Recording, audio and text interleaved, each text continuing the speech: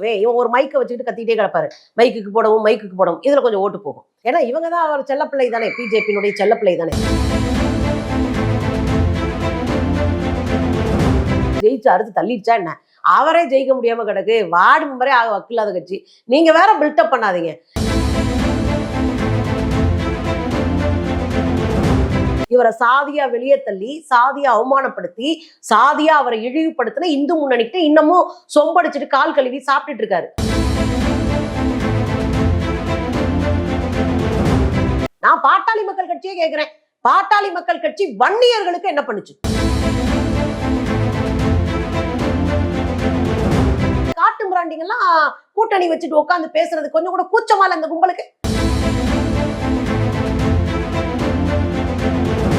பிற்படுத்தப்பட்டவர்களுக்கான இடஒதுக்கீடை வேண்டி ஒரு மாநாடு நாங்கள் நடத்த முடிந்தால், நான் நடத்த வாய்ப்பு எனக்கு கிடைச்சா, நான் திருமாவர்களை தலைமையில் தான் அந்த மாநாட்டை நடத்துவேன் போறார்.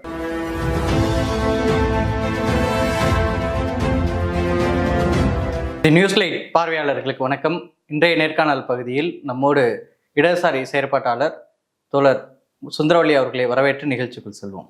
வணக்கம். வணக்கம்ப்பா. பாமக அதிமுக கூட்டணி சேருவாங்க அப்படின்னு எதிர்பார்க்கப்பட்ட நிலையில பாஜகவோட கூட்டணி வச்சிருக்காங்க. இது குறித்து விடுதலை சிறுத்தைகள் கட்சியினுடைய தலைவர் திருமாவளவன் அவர்கள் சொல்லும்போது, ஓபிசி மக்களுக்கு துரோகத்தை பாமக செஞ்சிருக்கு அப்படின்னு சொன்னாரு. இது குறித்து இந்து மக்கள் கட்சியினுடைய தலைவர் அர்ஜுன் சம்பத் சொல்லும்போது, திருமாவளவனுக்கு என்ன ஓபிசி மக்கள் மீதான அக்கறை, ஆடு நலையுதுன்னு ஓனை அழுகுற கதையா இருக்கு அப்படின்ற மாதிரி சொல்றாரு. இது அர்ஜுன் சம்பத் இப்படி விடுதலை சிறுத்தைகளை இப்படி சொல்றதை எப்படி பாக்குறது? ஒரு சாதி கட்சி, அது ஒரு கட்ட பஞ்சாயத்து பண்ற கட்சின்னு சொல்றாரு. சொல்லத்தானே செய்வாரு. ஏன்னா வேட்டியை உருவிட்டு அடிச்சு ஓட விட்டானுங்கள விடுதலை சிறுத்தைகள். அதனால அவர் அம்பேத்கர் மணிமண்டபத்துல வேட்டி உருவி விட்டா, அடிச்சு ஓட விட்டா அந்த மனுஷனுக்கு எம்பிட்டு காயமாயிருக்கும். எங்க அண்ணன் அர்ஜுன் சம்பத்துக்கு மனசுக்குள்ள அந்த காயம் இருக்கு, இந்த கும்பல் தான் நம்மளை அடிச்சு ஓட விட்டுச்சு அப்படின்னு. அதுல வெறுப்புல பேசுறாரு பாவம். இதை விட கேவலப்படுத்தின அது என்னது, இந்து முன்னணி கூட்டெல்லாம் இன்னைக்கு கும்பிடு ஓட்டு காசு வாங்கின கும்பல் தான் இவரை சாதியா வெளியே தள்ளி, சாதியா அவமானப்படுத்தி, சாதியா அவரை இழிவுபடுத்தின இந்து முன்னணிக்கு இன்னமும் சொம்படிச்சுட்டு கால் கழுவி சாப்பிட்டுட்டு இருக்காரு. இதுக்கு உதாரணம் அவரே பேசின பேட்டி இருக்கு. நீங்க பாத்தீங்கன்னா, நம்ம நக்கீரன் பத்திரிகைக்கு அவர் ஒரு 10-15 ஆண்டுகளுக்கு 10 ஆண்டுகள் நினைக்க, ஐ திங்க் அவரே யங்ஸ்டரா இருக்காரு, அப்ப கொடுத்த பேட்டி இருக்கு. அந்த காப்பி தம்பி எனக்கு கொடுத்திருக்கிறாரு. அந்த பேட்டியில அவ்வளவு கதறி இருக்கிறாரு, என்ன சாதி இழிவு பண்ணிடுச்சு இந்து முன்னணி, எனவேதான் இந்து மக்கள் கட்சின்னு வெளியே கட்சி ஆரம்பிச்சேன்னு சொல்றாரு. உங்களை சாதியா இழிவு பண்ணவன் காலில் விழுந்து கஞ்சி குடிக்கிற கேவலத்தை நீங்க செய்வீங்க. ஆனா அண்ணன் என்ன செய்யறாரு? பிற்படுத்தப்பட்டவர்கள் துரோகம். ஆமா, பிற்படுத்தப்பட்ட குழந்தைகளை வெளியே நிக்க வைக்கிறது தானே புதிய கல்விக் கொள்கை வந்துச்சு. பிற்படுத்தப்பட்டவன் எல்லாம் பணக்காரனா இருக்கியா? மீசையை முறுக்கிட்டு நீ ஒரு டிக்டாக்ல பேசணும்னு நீ கோடீஸ்வரனா இல்ல ஆண்ட பரம்பரையா? தெருவுல கோவணம் இல்லாம திரியிற. இன்னமும் கட்டட வேலைக்கும் கல்லு வேலைக்கும் கூலி வேலைக்கும் போய்கிட்டு மக்கள் நொந்து போய் திர்றான். அவனுக்காக என்ன பண்ணுனீங்க? நான் பாட்டாளி மக்கள் கட்சியே கேட்கிறேன், பாட்டாளி மக்கள் கட்சி வன்னியர்களுக்கு என்ன பண்ணுச்சு? நீ பிற்படுத்தப்பட்டவங்களுக்காக போக வேணாம், வன்னியர்களுக்கு என்ன பண்ணீங்க? போய் அங்க செம்மர கடத்தல சுட்டு கொல்லப்பட்டது யாரு? யார் சுட்டு கொல்லப்பட்டாங்க? பெரும்பாலும் வன்னிய இன மக்கள். அவங்களுக்கு என்ன நீதி கிடைச்சிச்சு? அவங்க வீட்டு குழந்தைங்க என்ன ஆனாங்க? நேத்தி நேரங்க முந்தா நாள் ஒரு சின்ன குழந்தை தவ்விட்டு ஒரு தாத்தா அப்படின்னு இவரை பார்க்க கட்சிக்காரன் குழந்தை ஓட அடுப்பா அப்படின்னு பத்தி விட்டு போற. இவர் தான் நம்ம டாக்டர் ராமதாஸ். ஓட அப்படின்னு ஒட்டாங்கல பத்தி விட்டு போறாரு. குழந்தைய ரோட்ல போற எந்த குழந்தை தூக்கி கொஞ்சிற ஒரு சமூகம் நம்ம. உனக்கு ஓட்டா மட்டும்தானே இந்த வன்னியர்கள் நீங்க பாக்குறீங்க. நீங்க பேசுறதுக்கு என்ன இருக்கு? பாலு அவர்கள் பேசுறதுக்கு என்ன இருக்கு? ஒரு கிராமத்துல போய் அங்க கோயிலுக்குள்ள நுழைய விடக்கூடாது தலித்துகளன் போய் பஞ்சாயத்து பண்ணிட்டு வந்தீங்க. நீங்க எல்லாம் சட்டம் படிக்கிறதுக்கே தகுதி இருக்கான்னு நான் கேட்கிறேன். ஆனா அண்ணன் திருமா அவர்கள் பேசுறதுக்கு 100% தகுதி இருக்கு.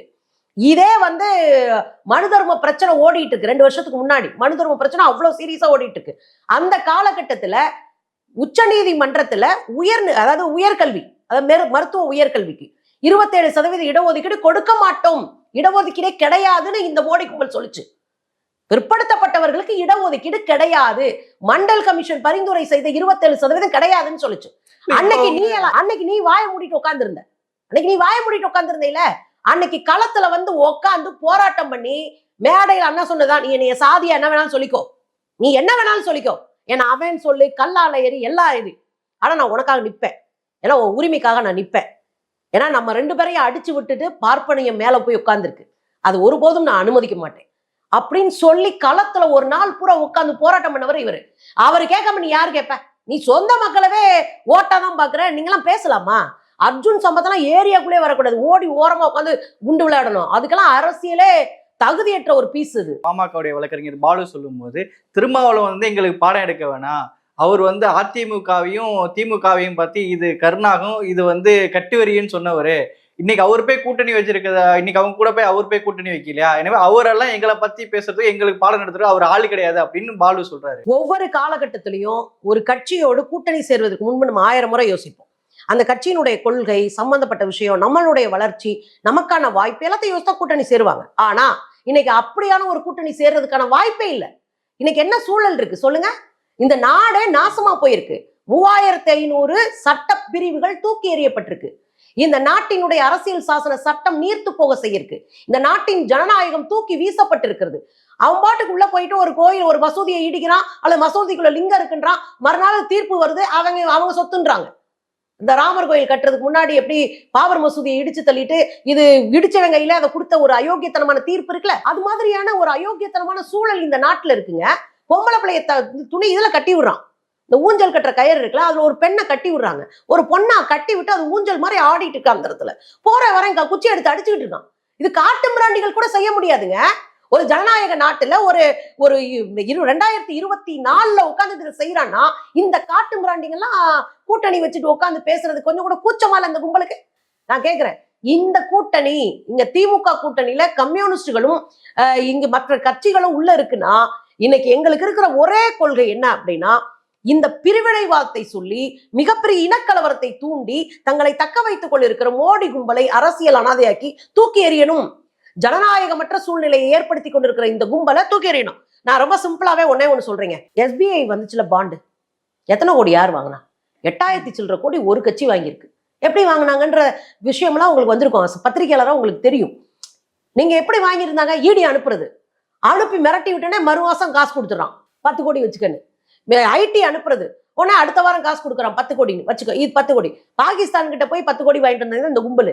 அது கூட இருக்கு புள்ளி விவரத்துல. பாகிஸ்தான் கம்பெனி கிட்ட 1.5 கோடி ரூபாய் வாங்கியிருக்கான் பாகிஸ்தான் கம்பெனி. அப்ப நான் என்ன கேட்கிறேன், ஆனா இந்த லிஸ்ட்ல அதானி அம்பானி டாடா பிர்லா பேரே கிடையாது.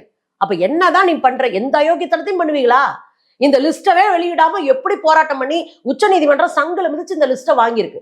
இதை வாங்குறதுக்கு உச்ச நீதிமன்றமே 1 மாசம் போராடி இருக்கு. சோ இந்த சூழ்நிலையில தான் இந்த கட்சி இந்தியர்களுக்கு ஆபத்தான கட்சி, இந்திய இறையாண்மைக்கு ஆபத்தான கட்சி, ஜனநாயகத்துக்கு ஆபத்தான கட்சி, அரசியல் சாசன சட்டத்திற்கு எதிரான ஒரு கட்சி. எனவே இதை அம்பலப்படுத்தி அப்புறப்படுத்த வேண்டும் என்பதற்காக நாங்க கூட்டணி வச்சிருக்கோம். இது ஒண்ணு தில்லி பொம்மக்கா விளையாண்டு மகனை கொண்டு போய் மேல வைக்கிறதுக்கு எங்களுக்கு கூட்டணி கிடையாது. OBC மக்களுக்கு எதிரானவர் அப்படின்னா இப்ப அவங்க பாமகவோட ஒரு கூட்டணி வச்சிருக்காங்க.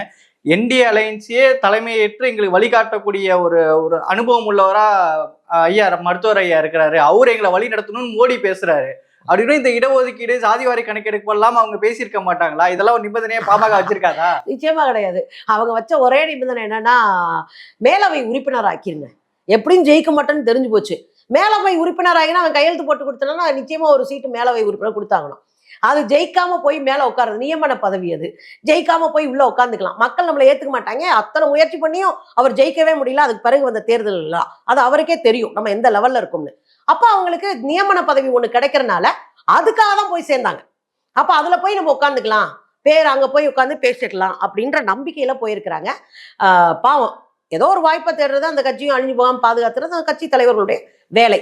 ஆனா இவங்க தான் வந்து பிற்படுத்தப்பட்டவர்களுடைய பாதுகாவலர்கள் அப்படின்னு சொல்றது அயோக்கியத்தனம். அண்ணன் திருமாவர்களை விட அவர் பக்கத்துல கூட நிக்க முடியாது பிற்படுத்தப்பட்டவர்களை குறித்து தொடர்ந்து பாராளுமன்றத்தில் பேசியதுல. சொந்தமா இவங்க எம்பியா உட்கார்ந்துருக்கும் போதே பாராளுமன்றத்துக்கு போகாத ஒரு பீஸ் தான் நம்ம அண்ணன் அன்புமணி. அவரெல்லாம் பேசிக்கிருக்காரு. ஆனா பாராளுமன்றத்துக்குள்ள போய் கலக குரல் செய்த ஒருத்தர் தான் நம்ம அண்ணன் திருமாவர்கள். எனவே அவர் பிரிச்செல்லாம் பார்க்கல, நான் கூட இருக்கனால எனக்கு தெரியும். அவர் பிரிச்செல்லாம் பார்க்கல. இது ஏன் பிள்ளைங்க, நீங்க தேவர் கம்யூனிட்டிக்கும் நீங்க தலித்துகளுக்கும் எனக்காக செட் ஆயிருக்கா? நீங்க பாத்திருக்கீங்களா? செட்டே ஆகாதுல்ல. ஆனா தேவரின் சிறப்பு பக்கங்கள்னு ஒரு Facebook பேஜ் அண்ணனை போட்டா போட்டு பிற்படுத்தப்பட்டவர்களுக்கான இடஒதுக்கீடை வேண்டி ஒரு மாநாடு நாங்கள் நடத்த முடிந்தால், நான் நடத்த வாய்ப்பு எனக்கு கிடைச்சா நான் திருமாவர்களை தலைமையில் தான் அந்த மாநாட்டை நடத்துவேன் போறாரு. இந்த சமூகத்தோட எங்களுக்கு ஒரு தலைவர் இல்லையே அப்படின்ற மாதிரி தான் சொல்றாங்க. இப்போ உங்களுக்கு புரியுதா? இப்போ தலைமைத்துவம் என்பது சாதி வாரிய தலைமைத்துவம் இல்ல, ஒடுக்கப்பட்டு விளிம்புலை தள்ளப்படுகிற எல்லா சமூகத்தினுடைய தலைமைத்துவம் தான் இன்னைக்கு தேவைப்படுது. அதுல அண்ணன் குரல் வந்து ஓங்கி இருக்கிறனா மக்கள் அவர் பக்கம் போறாங்க. நீங்க சொந்த சாதியவே கைவிட்டதுனால சொந்த சாதி உங்களை கைவிட்டுருச்சு. வட மாவட்டங்கள்ல இவ்வளவு சொந்த சாதி இருக்குல்ல, ஏன் நீங்க ஜெயிக்க முடியல? ஏன்னா சொந்த சாதி மக்களுக்கு உண்மை தெரியுது, அவங்க உங்களை கைவிட்டாங்க. இதுல கூட என்ன சொல்றாங்கன்னா, டாக்டர் ராமதாஸ் மறுத்துக்கிட்டே இருந்தாரு கடைசி வரையும். அன்புமணி ராமதாஸ் எப்படியாவது என்னை மேலவை உறுப்பினர் ஆக்கிற அப்பா கடைசியா என்ன சொல்றா அப்படின்னு போட்டு இது பண்ணிட்டாருன்னு சொல்றாங்க. முழுமையா மறுக்கிறார். அது அவங்க கட்சி பிரச்சனை, நம்ம அதுக்குள்ள எல்லாம் போக வேண்டிய அவசியமே கிடையாது. ஆனால் அவர்கள் எடுத்த முடிவு மிக மோசமான முடிவு, ஜனநாயகத்துக்கு எதிரான முடிவு, தமிழ்நாட்டு மக்களுக்கு எதிரான முடிவு, தமிழ்நாட்டினுடைய சுய உரிமைக்கு எதிரான முடிவுன்னு தான் நான் நாம் தமிழர் கட்சியினுடைய சின்னம் விவசாய சின்னம் ஏற்கனவே அவங்க வச்சிருந்தாங்க. இன்றைக்கு அதற்கான சிக்கல் ஏற்பட்டு ஒரு பாரதிய பிரஜா கட்சி அப்படிக்கு வழங்கப்பட்டதுக்கு அப்புறம் இப்போது மைக்கு சின்னம் அண்ணனுக்கு நாம் தமிழர் கட்சி தலைவர் சீமானுக்கு வழங்கியிருக்கிறாங்க. இந்த சின்னம் வழங்கப்பட்டதையும் அவங்களுக்கு விவசாய சின்னம் மறுக்கப்பட்டதையும் எப்படி பார்க்கறது? இது நாம் தமிழர் கட்சி இந்திய அரசால் ஒரு பழிவாங்க அப்படிலாம் கிடையாது. அங்கீகரிக்கப்படாத ஒரு கட்சி எந்த சின்னம் கொடுத்தாலும் போய் போட்டி பண்ணும். தட்ஸ் இட், அவ்வளவுதான் அதுக்கு பதிலே. அங்கீகரிக்கப்படாத ஒரு கட்சி. இவங்க வேணா சொல்லலாம், தமிழ்நாட்டில் நாங்கள் 3வது பெரிய கட்சி, நாங்கள் பயங்கரமா ஓட்டு வாங்கி அப்படி சதைச்சு விட்டோம் அப்படின்னு இவங்க சொல்லிட்டு தரலாம். ஆனா அங்கீகரிக்கப்படாத கட்சி எப்ப அங்கீகரிக்கப்படும்? சட்டமன்றத்தில் ஒரு 2 தொகுதியை வச்சுட்டு பார்லிமெண்ட்ல ஒரு தொகுதியை ஜெயிச்சு ஏதாவது கூட்டணி கிட்டணி போட்டு ஜெயிச்சு வந்தாங்கன்னா அது அங்கீகரிக்கப்பட்ட கட்சியா மாறும். சரிங்களா? அப்படியான வேலை எதுவுமே நடக்கல. எல்லா தொகுதியிலும் நிக்க வச்சு 1000-2000 ஓட்டு வச்சு அந்த எல்லாத்தையும் கூட்டி நாங்க வந்து 20 லட்சம் ஓட்டு வாங்கிட்டோம், 30 லட்சம் ஓட்டு வாங்கிட்டோம், அது இல்ல கட்சியை முன்னேற்றுறது. அப்ப இயல்பாகவே வந்து ஒருவேளை இவங்க கொஞ்சம் சுதாரிப்பா கொஞ்சம் முன்னாடி போய் எங்களுடைய நான் இதுதான் தொடர்ந்து போட்டி போட்டுட்டு இருக்கேன், ஸோ கரும்பு விவசாய சின்னத்தை எங்களுக்கே கொடுங்கன்னு கொஞ்சம் சுதாரிச்சு முன்னாடியே போய் கேட்கணும். எப்படி 2024 தேர்தல் வரப்போதுன்னு குழந்தை கூட தெரியும். ஒரு அரசியல் கட்சியினுடைய மகத்தான தலைவருக்கு அது தெரிஞ்சிருக்கணும். அப்ப அவர் முன்னாடியே போய் கேட்டிருந்திருக்கணும். கேட்டா மேபி கிடைச்சிருக்கலாம். ஏன்னா இவங்க தான் அவர் செல்லப்பிள்ளை தானே, பிஜேபியினுடைய செல்லப்பிள்ளை தானே. அதான் அவர் போய் முயற்சி பண்ணல, லேட் பண்ணிட்டாரு. அதுக்கப்புறம் உச்சநீதிமன்றம் போனாலும் அது கிடைக்காதுல்ல. உச்சநீதிமன்றம் டைரக்ஷன் டு இதுன்னு அனுப்பி விட்டாங்க தேர்தல் ஆணையம். தேர்தல் ஆணையம் மோடிஜி கையில இருக்கு. இப்ப அவங்க வந்து அதாவது பாரதிய ஐக்கிய கட்சி, அதுல நம்ம கவனமா இருக்கணும். ஏன்னா ஓடி போய் கட்சி ஆரம்பிச்சு 10 நாள்ல போய் அவங்களால தேசிய கட்சின்னு பதிவு பண்ணிட்டு வந்திருக்காங்க. 1 வருஷம் ஆச்சான். தேசிய கட்சின்னு பதிவு பண்ணிட்டு வந்தோடனே ஒரு சின்னத்தை பிடிச்சிட்டு வந்துட்டாங்க. பிறகு அதுவும் தமிழ்நாட்டுக்குள்ள 40 இடங்களையும் போட்டி போடுற நாம் தமிழர் கட்சிக்கு மைக்கு சிம்பல் வழங்கப்பட்டாலும் அவங்க போட்டி போட்ட கட்சியிலேருந்து சின்னத்தை பெற்றது மட்டும் இல்லாம தமிழ்நாட்டில் 40 இடங்கள்லயும் நாங்க போட்டி போடும் அப்படி அறிவிச்சிருக்காங்க. அதோடைய பின்னணியை பார்க்கும்போது அவர் பாஜக இருந்து வெளியே வந்தவர் அப்படின்ற மாதிரி இருக்கும். இந்த இடத்துல நாம் தமிழர் கட்சி பாஜகவால் பழிவாங்கப்படுதான்னு ஒரு கேள்வி இருக்கு. இல்ல, அந்த அளவுக்குலாம் அது ரோலே கிடையாது. பழி வாங்கணுன்ற அவசியமே இல்லை. அந்த அளவுக்கான பர்ஃபார்மன்ஸும் அவங்க பண்ணதே இல்லை. கல்லா கட்டுறது வேணா குறையும் அண்ணனுக்கு, வேற ஒன்றும் குறையாது. அதே படத்தை வச்சிருந்தாலும் அதே தான் ஆக போகுது, அது இல்லாட்டினாலும் அதே தான் ஆக போகுது. அதனால பெருசா ஒன்றும் மாற்றம்லாம் வந்துடாது. என்னன்னா காவிகள் பல வகையில ட்ரை பண்ணுவோம். ஓட்டை பிரிச்சிட்டோம்னா திமுகவினுடைய ஸ்ட்ரென்த்தை குறைக்கலாம் அப்படின்றத அவனுடைய எண்ணம். அப்ப இவங்களுக்கு ஒரு ஓட்டை கொடுத்துட்டோம்னு வச்சுக்கவே, இவன் ஒரு மைக்கை வச்சுக்கிட்டு கத்திட்டே கிடப்பாரு, மைக்குக்கு போடவும் இதுல கொஞ்சம் ஓட்டு போகும். இன்னும் கொஞ்சம் பேர் தெளிவில்லாத ஆளுங்க இந்த அந்த பையன் நல்லா பேசுறாருப்பா, அந்த கரும்புக்கு போடலாம் அப்படின்னா ஐக்கிய பிரஜா கட்சிக்கு போட்டு விட்டுருவாங்க. புரியுதுங்களா? அங்க வந்து ஒரு கரும்பை வந்து போட்டு விட்டுருவாங்க. ஸோ இது ஓட்டை ஸ்பிளிட் பண்றதுல இது எல்லாமே எல்லா காலத்திலையும் உண்டு. ஒரே பேர் இருக்கிற ஒரு 4-5 பேரை எதிரி கட்சிகள்லாம் நிப்பாட்டி அந்த ஓட்டை வந்து ஸ்பிளிட் பண்றதுக்கான எல்லா வேலையும் பார்ப்பாங்க. இது நடக்கல. அந்த மாதிரி நாம் தமிழர் கட்சி யார் பண்ணிருப்பா? அந்த மாதிரி இல்ல, அந்த பண்ண வேண்டிய அவசியமே இல்லாத ஜெயிச்சு அறுத்து தள்ளிடுச்சா என்ன? அவரே ஜெயிக்க முடியாம கிடக்கு, வார்டு மெம்பரே வக்கில்லாத கட்சி. நீங்க வேற பில்டப் பண்ணாதீங்க. என்னன்னா அந்த சின்னத்தை வச்சு ஏதாவது ஓட்டை கொஞ்சம் கொஞ்சம் பிரிக்க முடியுமான்னு ட்ரை பண்றாங்க. பட் ஆனால் வலிமையான கூட்டணியா திமுக கூட்டணி இருக்கு, இந்தியா கூட்டணி இருக்கு. அதுவும் தமிழ்நாட்டில் இன்னும் வலிமையா இருக்கு. நீங்க எல்லா கட்சிகளும் இங்க வந்துருச்சாங்க. நீங்க சின்ன சின்ன கட்சிகளா இருக்கிற தலித் அமைப்புகள்ல இருந்து சின்ன சின்ன கட்சிகள் வரைக்கும், குலத்தோர் புலிப்படை வரைக்கும் வந்திருக்கு. அவங்களாம் அம்மா மேல ரொம்ப பாசம் இருந்தது அந்த அண்ணெல்லாம். அவரும் வந்து நிக்கிறாரு. இன்னைக்கு எல்லாத்தையும் உடைச்சு சரி பண்ண வேண்டிய ஒரு சூழலுக்கு இந்த மக்கள் வந்துட்டாங்க. கொஞ்சம் அரசியல் தெரிஞ்சவங்களும் தெரியும். ஸோ ஸ்ட்ராங்கான கூட்டணி. நீ இன்னும் 10 சீமானை இறக்குனாலும் 10 பிரஜா கட்சி இறக்குனாலும் இங்க ஓட்டு பிரியாது, சாலிடா ஓட்டு விழுகும். அதனால சரி, முயற்சி பண்றது தப்பு கிடையாதே. தேர்தலில் வந்து நாம் தமிழர் கட்சி வந்து ஒரு குறிப்பிட்ட அளவுல வாக்குகளை பெறணும், வெற்றி பெறுவோம் அப்படின்ற வரைக்கும் அண்ணன் சொல்றாரு. ஏங்க, அவருக்கு ஆசை இருக்குங்க, முதலமைச்சர் ஆகணும்னே ஆசை இருக்குல்ல. ஆனா அதுக்காக மக்கள் ஏத்துக்கணும்ல. பொய்யும் புரட்டையும் அள்ளி வீசுகிறவர்களை ஏற்றுக்கிற அளவுக்கு முட்டாள்களா தமிழ்நாட்டுல.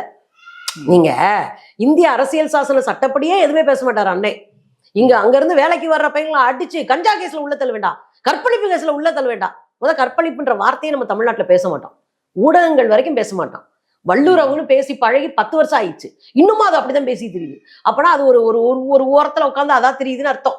புரியுதுங்களா உங்களுக்கு? ஸோ சட்ட திட்டங்கள் தங்களுடைய ஐடியாலஜி தெளிவா இல்லை. அவருடைய நோக்கம் இவர ஈழ தலைவரை வைத்து அவருடைய போட்டோ வச்சு வசூல் பண்ணணும். இந்த பக்கம் பெரியார அடிச்சோம்னா ஓட்டு கிடைக்கும் நம்புது. அதுவே அதோடைய நெகட்டிவ் பாயிண்ட். இன்ன வரையும் ஒரு ஒரு குறைஞ்சபட்ச வார்டு மெம்பரா வராது கூட பெரியாரை அப்படியே இது பண்ணிடலான்ற ஒரு சூழலை மக்கள் எதிர்க்கிறாங்க. ஒரு பூ கட்டுற அம்மாட்ட போய் கேட்டா கூட பெரியார உடைச்சு பாரு பார்க்கலாம் அப்படின்னு, பெரியாருன்ற பேரை தவிர ஒண்ணும் தெரியாது அந்த அம்மாக்கு. ஆனா உடைச்சு பாருடா பார்க்கலாம் டே அப்படின்ற அளவுக்கு தான் அவங்க கோவம் இருக்கு. ஸோ தமிழ்நாடு கன்ஸ்ட்ரக்ட் பண்ணப்பட்ட அரசியல் தலைநகரம். புரியுதுங்களா?